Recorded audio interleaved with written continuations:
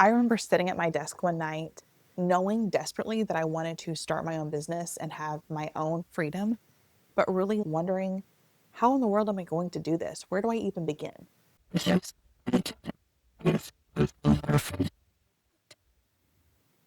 Welcome back to Allix Goes Bravely.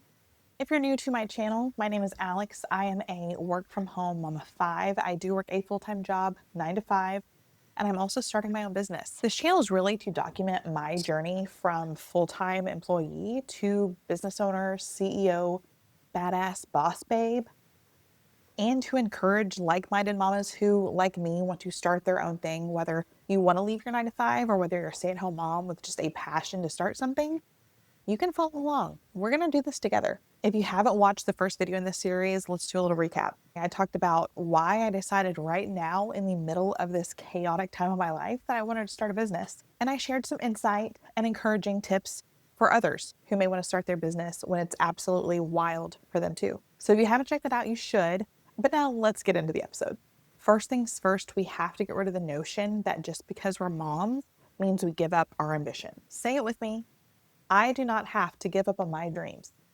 I can still raise my family and start a business and run a successful business and do all the things because I am a mom, and that is a literal superhero power. Motherhood is not the end of our ambition. Motherhood, quite honestly, can be the spark of even greater ambition, and we should embrace that. I don't know about you, but my dreams just didn't go away. In fact, they got bigger when my kids arrived. And even as my girls are getting older, they're growing up with them. So don't think that you're too old or you have too much going on or any of the other millions of excuses we could give ourselves, okay? We don't age out of our dreams. If anything, we level up with experience and wisdom. If you know anything about me, you need to know that I love to daydream, okay? But we also have to take action to make this work. So let's get into the action steps that we're going to take. And I'm going to be honest, it's not going to be pretty. It's going to be downright uncomfortable, okay? But we need a dose of reality because starting a business, running a business, it's hard work and it takes a lot of time and a lot of energy. And I'm not just talking like physical energy, I'm talking mental and emotional energy. So you have to take a really long look in the mirror and really think about, how much is this going to take out of me? And am I capable of giving it what it needs to, while also giving anything else that others around me also need from me? You know, you can't pour from an empty cup. However, I do believe that having your own business, something you're passionate about, can fill your cup. But we've got to find that right balance. What this looked like for me was sitting down with my husband and having a really heartfelt, open conversation. And I was like, hey, you know, this is something I really want to do. It's something I'm passionate about. I want to work for myself. I want to get out of my 9 to 5. And most importantly, I want to start something and show my daughters that I can take control and I can be successful all on my own, and that they don't have to follow a path just because that's what the world tells them to do. He was a lot more receptive to being able to give me the space that I needed and the support that I needed to start this. It may be uncomfortable for them at first, but they want to see you succeed. And in the end, showing them what you can do outside of the bounds of just motherhood is really a powerful thing for your kids to see too. Also, give yourself the freedom to know and to kind of understand that just because you start your business out one way does not mean the way it has to finish or be completed, right? You have to give yourself freedom to expand and evolve and change and what fits best for you and your family. Like, you may just start something digital on the side right now, and as your kids get older, your business can grow along with that. Don't be afraid to start. Start with something that fits now and build your dream as you grow. And don't fall into the trap that I did. I felt like I needed some 10-page business plan, detailed, all the steps, all the things. But you don't need a $1 million business plan. Like, you literally could use a napkin and a pen. Shout out to J.K. Rowling. Let's get to the moral of the story. The chocolate chip and the cookie, if you will. You want to start a business, you want to do something, but what do you want to do? How do you know? Where do you start? There's a lot. So I'm going to give you 4 crucial questions to help you figure this out, because you don't want to be like me. You don't want to start out trying to be everything to everybody. That is a recipe for burnout and sadness. Okay, so let's start with these 4 questions. Question number 1. What is one thing that people always come to you for help with? Or what do people say, oh my gosh, you're really good at that? Or, oh wow, that's so insightful. I've never heard of it like that. Start tracking those patterns and start asking yourself, okay, what can I really package this up as a service or, you know, a good or product that would really help somebody. Start there and then build it from there. But you also have to think about question number 2, which is, what lights you up every single day? Even on the sucky days, what do you love? Like, what is the one thing that you're like, heck yeah? For me, it's helping people, right? Like when I can encourage somebody, especially a woman business owner, bam, like, yes, that's it. Let's talk about your business. Let's talk about the financials. I know nothing about finance, but does it excite you? Okay, let's talk about it. Like, I love that. That is my cup. It is my jam. So find that thing that fills you up. But also consider question number 3, which is, what fits into your life right now? Okay, you may be like me. I am unable to just quit my job to focus solely on this business. I wish I could, but I can't. And that's okay, because I can fit some things into my day that are still going to progress my business so that one day, sayonara. Are your kids little? Do you have 30 minutes to an hour and a half during nap time that you can like really get busy and do some things? Take that 30 minutes to an hour and a half every single day, baby, because that will add up. We love some good action progress, which leads me to number 4. How can you start small and build momentum?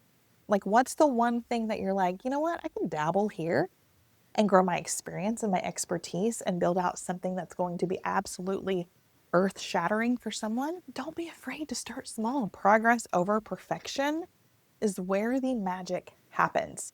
Even if you suck now, you're going to get better. Science, you guys, it's just science. Progress, no matter how small, is going to take some action on your part. That messy action is going to beat overthinking all day, every day. Like, don't overthink, just do. And because I have to keep it real with you all the time, I have to share something else. When I first started this, I had this grand vision of just customers knocking down my door, like everybody saying, Allix, we need you. And I would be like, here I am, you guys. And guess what? That didn't happen. It didn't happen. When I made that first Facebook post, I was like, I'm going to be so booked out. And I wasn't. And I was really bummed at first until I started getting 1 client and then 2 clients. And then you know what? I really focused on giving those 2 clients the absolute best service I possibly could. And guess what? They've already started telling their friends, which, hello, as a marketing person, I feel like I should have known this, because a strong message needs roots. It needs to have time to grow and flourish. And when you can really establish your solid message, right? We're not talking to everyone here. We're talking to a specific person. And when you can really nail that message down and what you have to offer and who you are, then that's when things really start taking off. So again, don't be afraid to start slow. Don't be afraid to just have 1 customer or 1 sale. Just keep going. And more importantly, celebrate those little things, because that's what's going to keep you fueled and going. Influencers and content creators are constantly like, oh, you just have to be consistent. You just have to be consistent. And even though that is like straight eyeball roll inducing, it's true. Your consistency will pay off. So just buckle up, baby. Get in it for the long haul. Because as long as we're showing up, the right people will find your business. Okay, it's the mindset minute. When my doubt was loud, my why had to be louder. I started thinking of myself as like the little hermit crab in the shell who's outgrown it. It literally started to get painful staying where I was. And I was like, you know what? No, we're done. Like, we're moving on up. It's time. And that why has pushed me through all of the doubt every single time. Action item, ask yourself the 5 whys. Why do you want a business? Okay, answer that question. And then with that answer, I want you to ask why. Just keep asking yourself after every answer, ask why 5 times. For me, at the end of that 5th why was really like safety and security for my kids. I wanted freedom to be there for them, but also to show them what they were capable of by seeing what I was capable of. And in the end, it's because I wanted them to have the safety and security to bootstrap it, to roll up their sleeves and start their own business, no matter how bad the economy is. I wanted to give them the example of a really strong work ethic so that no matter how bad things were, they could make it on their own and they could thrive. Like, that was the biggest why for me. When I look at it that way, like, I literally get goosebumps, and that is going to overshadow any singular doubt that I may have. And it's going to give me the grit enough to push through when things get crappy. One of my biggest hacks is to write that why down and stick it somewhere. For me, it's literally on a post-it note on my computer. So I see it when I sit down on my computer every single day. Okay, too long didn't read. What are we gonna do? We're gonna grab a notebook. We're gonna answer those questions and we're gonna take one small step, even a teeny tiny step. We're gonna take one step today, right now, because we are building bravely and we're building together. I am so excited with what ideas you guys have to come up with. So make sure to leave your ideas in the comments. Let's brainstorm together. Let's talk about it and see what we come up with. Be sure to catch me next week to see what our next step is in building our dream businesses as moms.